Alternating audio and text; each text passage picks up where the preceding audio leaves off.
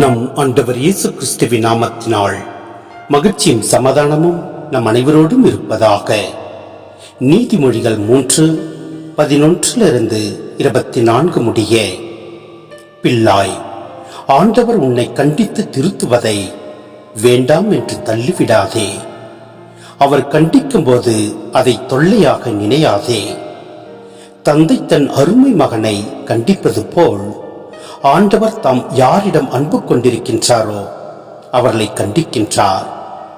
ஞானத்தை தேடி அடைந்தோர் நற்பேறு பெற்றோர், மெய்யறிவை அடைந்தோர் நற்பேறு பெற்றோர்.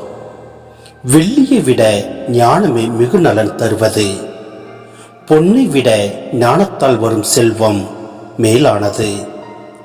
ஞானம் பவளத்தை விட விலை மதிப்புள்ளது. உன் அரும்பொருள் எதுவும் அதற்கு நிகராகாது. அதன் வழக்கை நீடித்த ஆயுளை அருள்கின்றது. அதன் இடக்கை செல்வமும் மேன்மையும் கிடைக்க செய்கின்றது.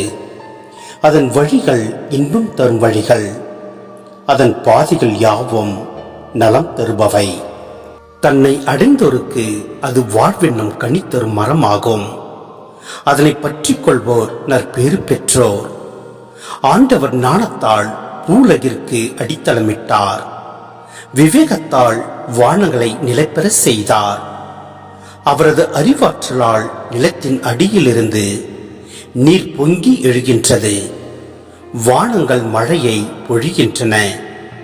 பிள்ளாய், விவேகத்தையும் உண்மதியையும் பற்றிக்கொள். இவற்றை எப்போதும் உன் கண்முன் நிறுத்தி வை. இவை உனக்கு உயிராகவும் உன் கழுத்துக்கு அணிகலனாகவும் இருக்கும். நீ அச்சமின்றி உன் வழியில் நடப்பாய். உன் கால் ஒருபோதும் இடராது. நீ படுக்க போகும்போது உன் மனதில் அச்சமிராது. உன் படுக்கையில் நீ அயர்ந்து தூங்குவாய். சிந்தனை: நம் ஆண்டவர் நம் மீது மிகுந்த அன்பு கொண்டபடியால் நம்மை தண்டித்து திருத்துகின்றார். மேலும் நாம் விவேகத்தையும் உண்மதியையும் பற்றிக் கொள்வோம். அவை நமக்கு உயிராகவும் நம் கழுத்துக்கு அணிகலனாகவும் இருக்கட்டும். எனவே அதுவே நமக்கு அச்சமின்றி நம் வழியில் நாம் நடக்க உதவுகின்றது. மேலும் நமக்கு உயிராகவும் நம் கழுத்துக்கு அணிகலனாகவும் இருக்கும். நாம் எங்கு சென்றாலும் நம்மை பாதுகாக்கும். எனவே நம் ஆண்டவரில் நிலைத்திருப்போம். எல்லாம் வல்ல இறைவன் நம்மை நிறைவாய் ஆசீர்வதிப்பார். ஆமேன்.